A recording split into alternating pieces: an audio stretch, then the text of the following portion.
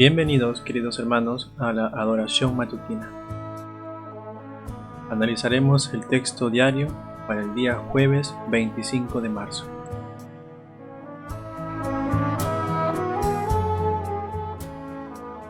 El texto es Hebreos capítulo 5, versículo 7, donde dice: Cristo fue escuchado por su temor de Dios. Bien, primeramente empecemos analizando el texto completo. Dice la Biblia: durante su vida en la tierra, Cristo ofreció peticiones y ruegos con fuertes clamores y lágrimas. ¿A quién? Dice el versículo: al que podía salvarlo de la muerte, y fue escuchado por su temor de Dios. Si leyó el texto completo, allí dice que Jesús oraba, pero no solamente oraba, hacía fuertes clamores con lágrimas. ¿A quién lo hacía?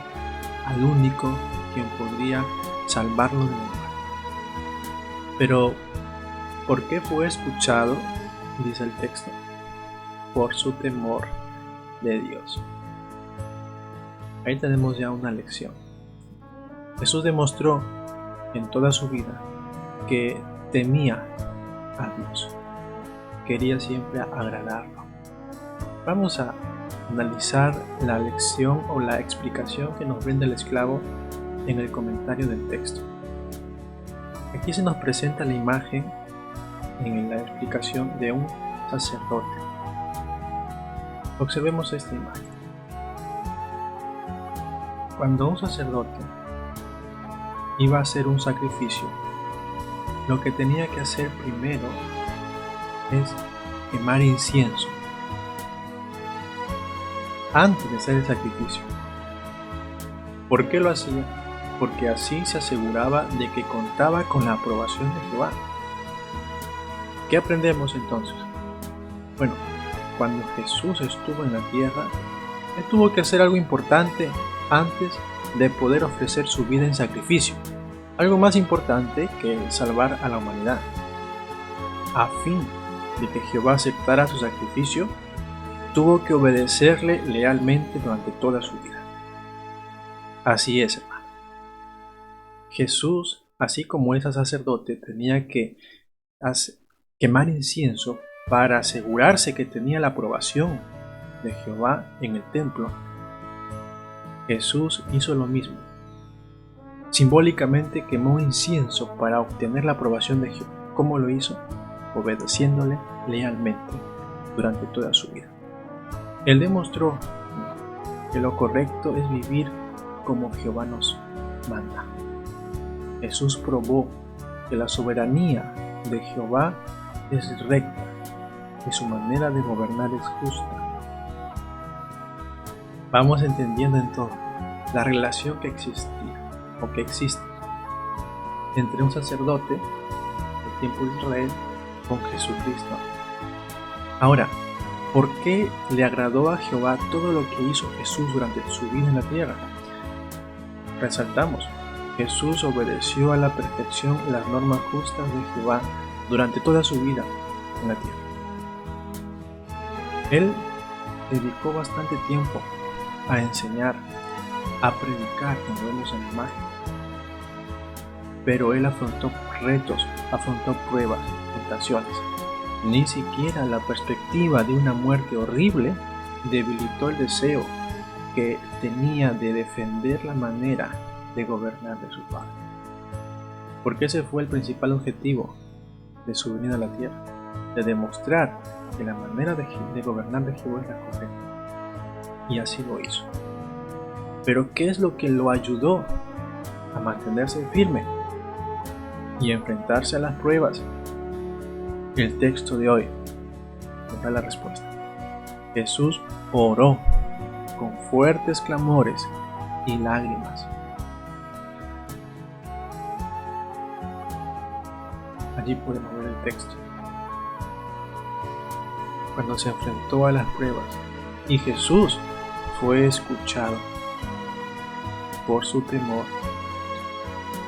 Sus sinceras oraciones procedían de un corazón leal y esto fortaleció su deseo de ser obediente. Estas oraciones fueron para Jehová como el agradable olor del incienso. De esa manera, Jesús también se aseguró de que contaba con la aprobación de su Padre antes de dar su vida en sacrificio por toda la humanidad. Todo lo que hizo Jesús en la tierra agradó a su Padre. ¿Cómo podemos imitar a Jesús entonces, hermanos? Podemos imitar a Jesús haciendo lo posible por obedecer las leyes de Dios y por ser leales a Él. Cuando pasemos pruebas, le suplicamos a Jehová que nos ayude, porque deseamos agradarle. En esta época que estamos viviendo, tal vez cumplir con nuestra comisión de predicar se nos haga difícil por las diferentes razones o dificultades que estemos pasando. Pero si al igual que Jesús demostramos que queremos obedecerle y antes de hacer este sacrificio o servicio sagrado a Jehová le oramos, es como si estuviéramos quemando incienso, asegurándonos con nuestra oración de ruego y con nuestras acciones que contamos con la aprobación de Jehová. Me gustaría compartirles esta imagen que se presentó en un estudio de la Atalaya, que de seguro nos va a recordar qué es lo que podemos hacer. Esta imagen. Ahora, quizás no estemos como la hermana, de no poder caminar, pero ahora es como si lo estuviéramos, porque no podemos predicar de casa en casa. Pero eso no nos limita a seguir predicando. Qué bonita lección hemos podido extraer del texto de hoy, mis queridos hermanos. Estoy seguro que ustedes también tienen sus comentarios, sus experiencias. Nos gustaría mucho que puedan compartirlo. Muy bien, ahora vamos a pasar a la lectura bíblica de la conmemoración. Les animo a que puedan ubicarse. Corresponde al día 11 de Nisan, Lucas capítulo 20, versículo 1 al 41. Si usted quizás no cuenta con una Biblia en su mano ahora, pues aquí les comparto la imagen.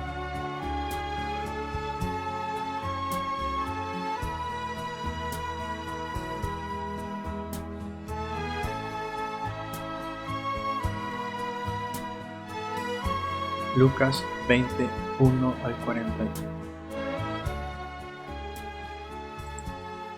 Dice: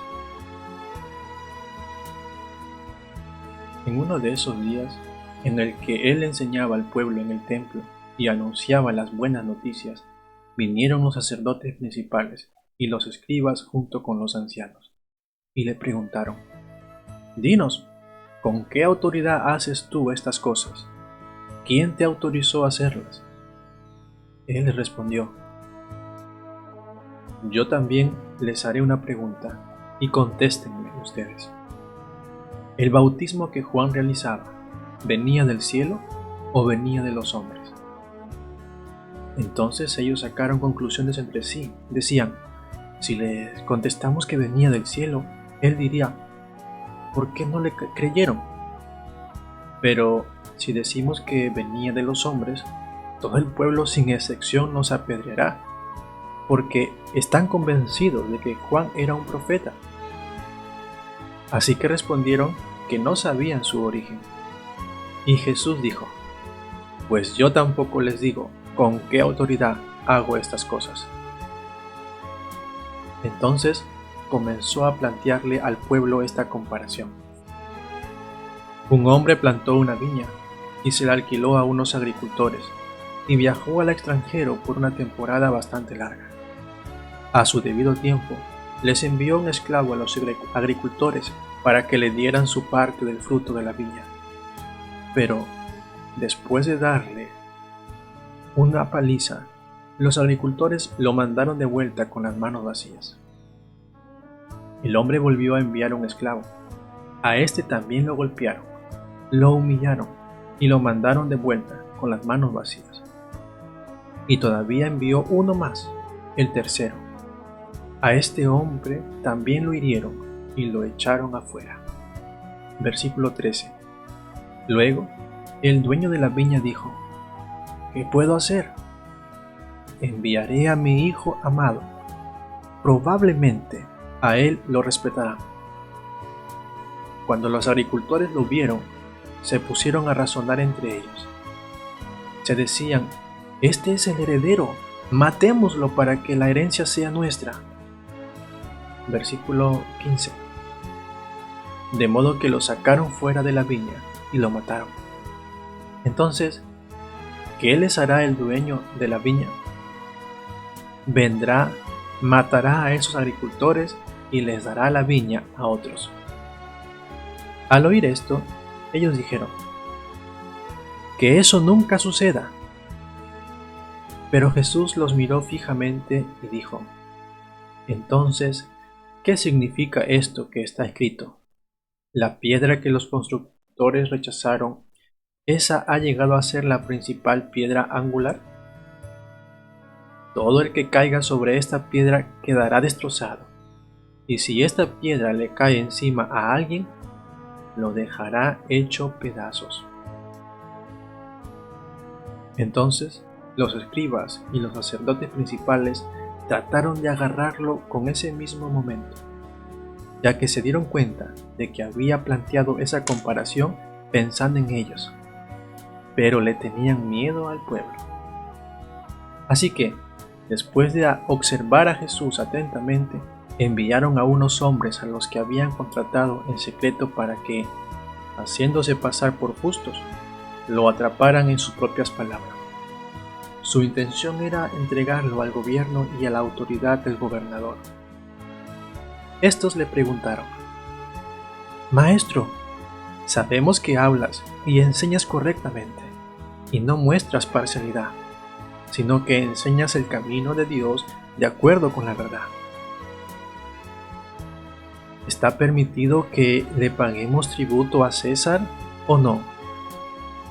Pero él, al notar su astucia, les contestó: muéstrenme un denario. ¿De quién es esta imagen y el nombre que tiene escrito?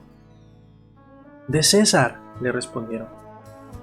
Él les dijo: entonces páguenle sin falta a César lo que es de César, pero a Dios lo que es de Dios. Al final, no pudieron atraparlo en nada de lo que dijo ante el pueblo, y asombrados por su respuesta, se quedaron callados. Versículo 27. Sin embargo, vinieron algunos de los saduceos, los que dicen que no hay resurrección, y le preguntaron: Maestro, Moisés nos dejó escrito: si el hermano de un hombre muere dejando una esposa, pero sin tener hijos, este hombre debe casarse con la viuda para darle descendencia al hermano que murió. Pues resulta que hubo 7 hermanos. El primero tomó una esposa, pero se murió sin tener hijos. También el segundo y el tercero se casaron con ella. Y los 7 les pasó lo mismo. Se murieron sin dejar hijos. Por último, también se murió la mujer. Entonces, en la resurrección, ¿de cuál de ellos será su esposa? Porque los 7 estuvieron casados con ella. Versículo 34.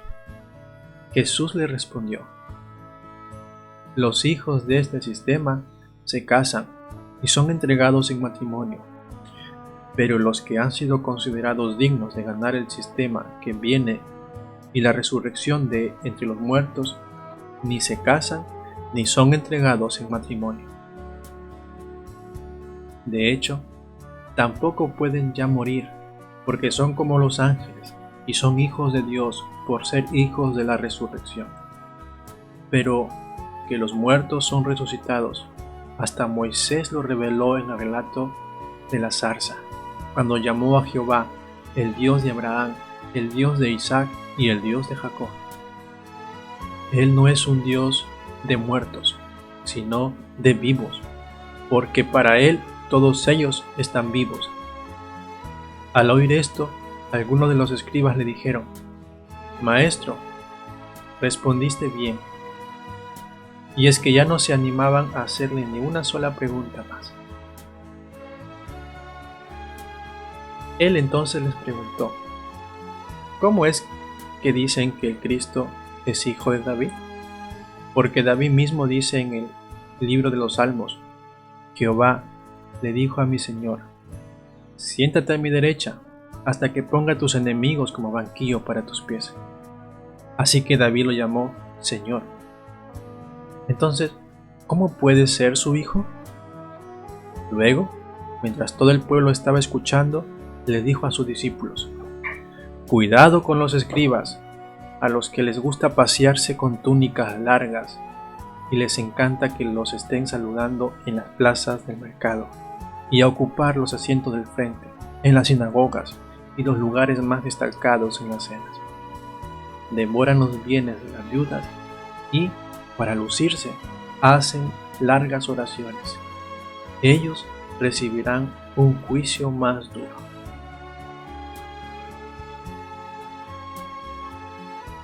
Muy bien, queridos hermanos, esta ha sido la lectura correspondiente para hoy, con lo que tiene que ver con la conmemoración. Ya estamos a unos días de recordar este día tan especial para nosotros. Muy bien, mis hermanos, aquí hemos terminado con la adoración matutina. Los esperamos también el día de mañana. No se olviden de dejar su like y compartir el video para que también otros puedan beneficiarse. Que tengan un bonito día, mis queridos hermanos.